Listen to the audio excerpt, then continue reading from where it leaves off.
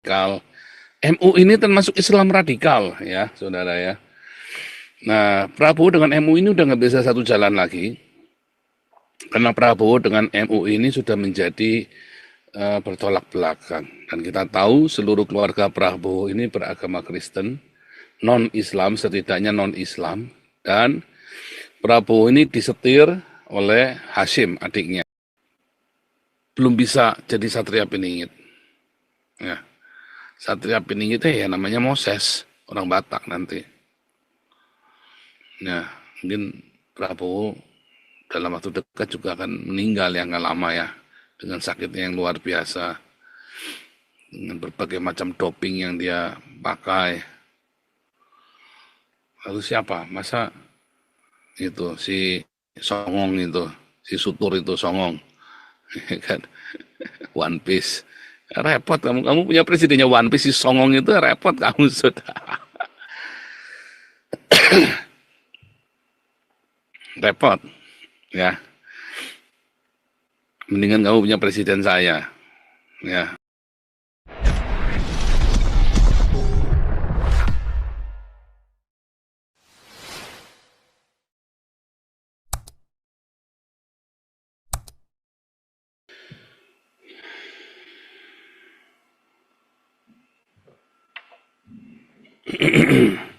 Oke, kita kasih salam dulu teman-teman di seluruh dunia. Shalom Indonesia, Shalom Eropa, dan Shalom semuanya dari Israel, di Haifa, alma mater saya, dan di seluruh dunia yang ada di Zoom maupun yang ada di YouTube dan di channel manapun Anda akan memutar kembali channel ini. Luar biasa, hari ini tema kita adalah serangan perdana Amerika ke Iran, sementara Prabowo versus MUI. Kita bahas dulu ya Prabowo dengan MUI-nya. Prabowo dengan MUI ini menjadi sebuah air dengan minyak ya. Terjadi satu titik di mana akhirnya Prabowo tidak bisa jalan bareng dengan orang-orang Islam radikal. MUI ini termasuk Islam radikal ya, saudara ya. Nah, Prabowo dengan MUI ini udah nggak bisa satu jalan lagi, karena Prabowo dengan MUI ini sudah menjadi bertolak belakang. Dan kita tahu seluruh keluarga Prabowo ini beragama Kristen, non-Islam, setidaknya non-Islam, dan Prabowo ini disetir oleh Hashim, adiknya. Ya, Prabowo ini sudah, istilahnya kalau ilmu itu ya sudah mentok dia ini, ilmu untuk yang satu musuh terlalu banyak, ya 1.000 kawan terlalu sedikit, ini sebenarnya sudah mentok dia. Sehingga yang dilakukan Prabowo adalah ya bayar. Sebenarnya dia dengan terpaksa dia harus membayar kepada MUI dan ormas-ormas Islam. Kalau kita melihat ya, pos dapur MBG ini adalah sebuah proyek bancakan dari ormas-ormas untuk merampok negara, dan itu sengaja diberikan oleh Prabowo supaya setiap orang, setiap ormas ya, setiap oposisi ataupun kelompok-kelompok masyarakat punya bancaannya sendiri, yaitu dengan MBG ya, saudara ya. Jadi kalau MBG ini bukan makan bergizi gratis ya, tetapi mati bersama gratis, saudara ya. MBG ini menjadi pokoknya setiap kali MBG datang, anak-anak ini dihantui dengan kematian, atau ya pokoknya muntahlah, sakitlah ya.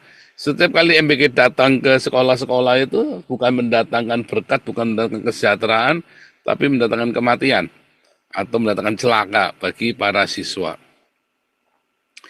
Saudara, sekolah-sekolah yang ingin punya proyek makan gratis yang sehat, ya saran saya mendingan kalian menghubungi Damaris Pancasila.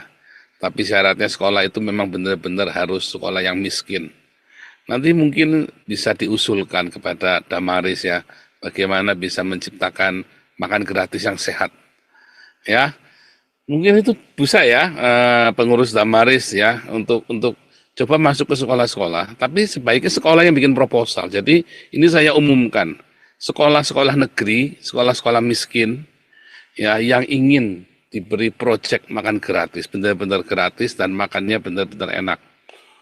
Ya, jauh bumi langit dengan MBK-nya Prabowo. Ya, Damaris itu makannya benar-benar enak. Nah, mungkin coba dulu hubungin, bikin surat dulu saja, nggak usah proposal, 1 lembar saja. Ya, kepala sekolahnya serta tim ya tanda tangan. Nanti kita meetingkan supaya Yayasan Damaris entah seminggu sekali ya, entah bisa masuk ke sekolah-sekolah. Ya. Nah, balik lagi saudara. Ketika Prabowo ini ingin sekali berdagang dengan Israel, mensupport Israel, ya, karena ya Prabowo sebenarnya sama saya pemikirannya sama, dia sudah tahu, ya, tanpa Israel Indonesia akan hancur. Ya kalau dia saya kira perhitungannya cuma 2, menang kalah dia tetap menang. Kalau Indonesia hancur, pokoknya semua kroninya dia ditaruh di situ sehingga sisanya yang berapa ya itu punya dia pokoknya. Sisanya berapa itu pokoknya punya dia dan dia akan menjadi rajanya, ya akan menjadi diktatornya, presiden seumur hidup turun temurun sama anak cucunya. Tetapi kalau bisa, ya kalau bisa, maka biarlah Israel masuk dengan investasi dengan uangnya. Cuman sekalipun sudah masuk pun uangnya, apakah masih keburu untuk bisa memulihkan tatanan Indonesia yang sudah kacau balau ini, yang sudah remuk redam, yang sudah tidak karu-karuan? Apakah masih ada kesempatan? Itu kan pertanyaan yang sulit untuk dijawab. Apakah kondisi Indonesia ini kalau punya uang, ada uang masuk, maka bisa diatur. Nah ini, ya. Kalau saya jadi Prabowo bisa, ya.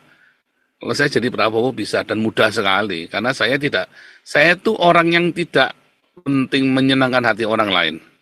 Yang penting tujuan saya tercapai. Tujuan saya mau apa? Tujuan saya mau Indonesia makmur, ya makmur. Enggak urusan menyenangkan kelompok tertentu. Kamu tidak suka dengan cara saya, kamu minggir dari Indonesia. Atau minggir dari dunia ini, dah gitu saja. Ya, dan sebenarnya caranya gampang, ya. Caranya gampang. Kalau bilang susah itu, kalau untuk selevel Prabowo, ya saya bilang, entah apa yang dipikirkan. Selalu ada kompromi itu selalu ada. Masalahnya kompromi yang seperti apa yang Anda miliki. Nah, jadi Israel ini, Indonesia ini pokoknya mau masukkan Israel, tapi dijegal oleh berbagai faktor, ya. Bukan hanya orang Islam, tapi beberapa orang Kristen yang tolol juga sama, ya.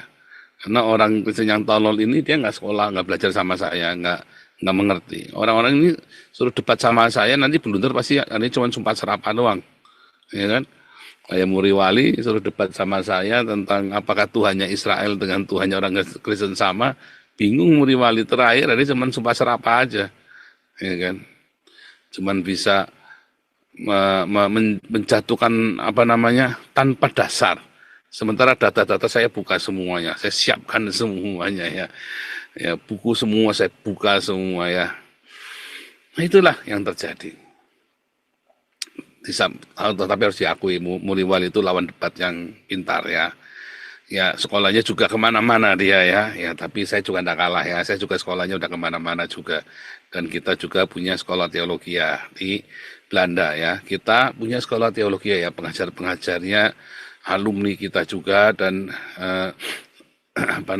salah satunya adalah dari Leiden University, ya. Jadi saat ini menjadi sebuah pertaruhan Israel dengan Amerika. Amerika ini sudah standby semua kapal induknya, pokoknya tinggal tembak, udah jadi selesai. Yang pasti tidak akan menembak rakyat. Yang akan ditembak oleh Amerika adalah ya istananya Khamenei. Ya, yang ditembak atau yang dihancur runtuhkan adalah seluruh kabinetnya Khamenei. Nah, tekanan yang luar biasa, ya. Ini kan menjadi suatu tekanan. Mereka berunding dengan sebuah tekanan. Pokoknya kalau perundingan gagal, meledak aja. Dan Amerika bukan mau ngemop, enggak, ya. Dia ingin pokoknya menghancurkan rezim Khamenei ini, ideologinya ini, karena memang rakyat Iran sendiri di pihak Amerika ini bingung nih jadinya nih ya, seluruh dunia ini bingung. Rakyat di pihak Amerika. Cuman Indonesia sih yang tahu. Saya kagak ngerti cara berpikir kalian orang Indonesia ya. Sementara rakyat Iran berpihak kepada Amerika dan Israel, Khamenei-nya berpihak kepada Hamas. Nah, Indonesia ini Prabowo-nya berpihak kepada Israel, rakyatnya berpihak kepada Hamas dan Iran. Ya, ini memang satu fenomena yang cukup unik yang ada di Indonesia. Ketololan demi ketololan ya.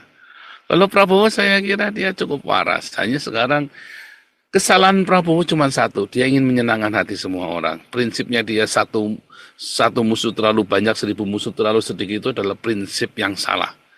Ketika kita hidup di dunia ini, di dunia yang jahat, di dunia yang semrawut ini, ya, kamu tidak bisa melarang orang untuk memusuhi kamu. Tapi yang bisa kamu lakukan adalah fokus dengan tujuanmu. Sebab ketika tujuanmu itu terlaksana, sudah selesai, baru tuh kamu mikir, mana yang dulu musuhin aku, mana yang dulu baik sama aku. Kalau bisa aku baikin semuanya aku baikin, tapi harus tercapai dulu. Kalau kamu belum tercapai ya tujuanmu, ya nggak kelar-kelar, ribet ya, riuh apa ruwet ribet ya, ribet dan ruwet ya. Belajarlah sama saya Prabowo ya, tercapai dulu. Kamu nggak suka sama saya nggak apa-apa, silakan pergi. Ya, karena ketidaksukaanmu seringkali tidak beralasan. Ya kan? Ketidaksukaanmu kan seringkali tidak beralasan. Atau memang kamu mau korup. Ketika saya lagi mau betulin, kita lagi mau beresin yayasan ini, kita sudah menjadi tumbuh besar, ya, dengan donasi yang puluhan miliar, dan kita sudah menolong ratusan orang, bahkan ratusan orang juga, ya kan, dengan tim yang luar biasa, kita punya tim yayasan yang luar biasa, tiba-tiba ada yang mau serakah, pengen memiliki uangnya. Mereka lupa, orang-orang ini berdonatur karena kita transparan. Ya, contoh kan Galarua dulu kan.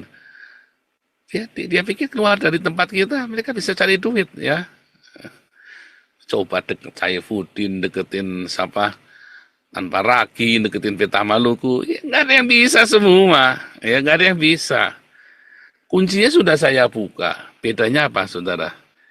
Bedanya ada di passion, ya, ada di ininya tadi, klik hati itu. Susah, saudara ya. Kamu ngumpulin dana dengan keterbukaan loss, ya, itu udah gampang. Punya hati yang tidak serakah itu tidak gampang. Apalagi kalau uangnya terkumpul sudah banyak. Tidak gampang, ya. Saya bayarnya mahal untuk belajar itu ya. Nah, sekarang balik lagi ya.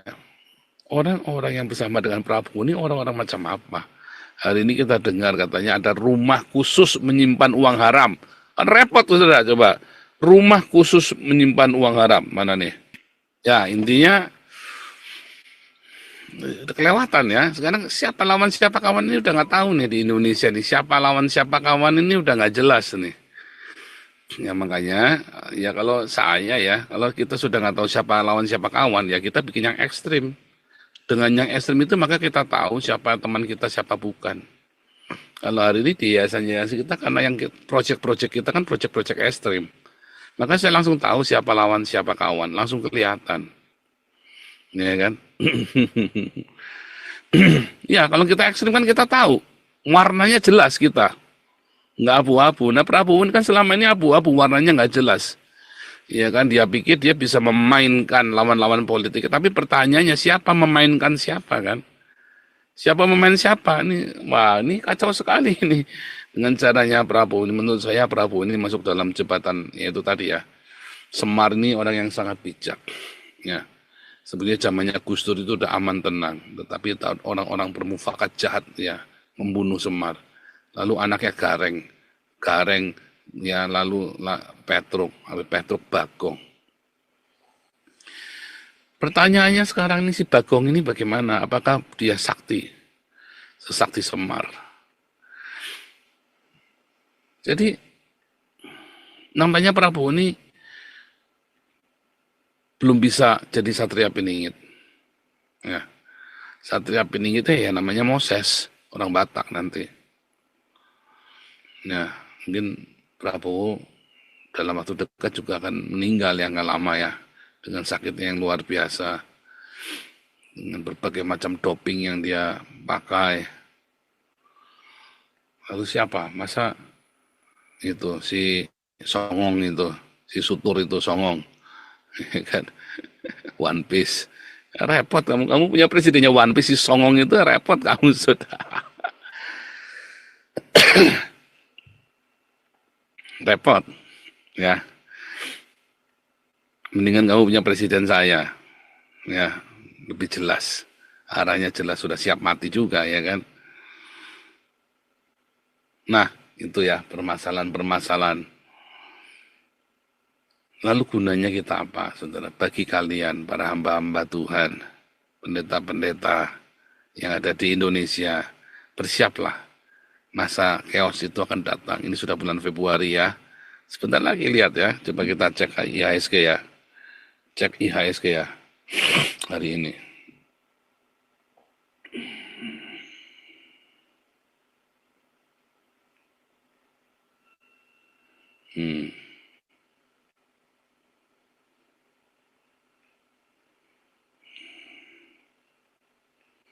Ini sudah seminggu dari janjinya si Purbaya ya. Nggak signifikan ya, dari 28 Januari kita jatuh sampai dengan hari kenaikannya yang dijanjikan Purbaya nggak signifikan. Ya kan? Tidak signifikan perbaikannya itu 1 minggu. Nanti kan paling kan boleh, enggak juga. Nggak signifikan ya kenaikannya. Coba kita cek ini ya.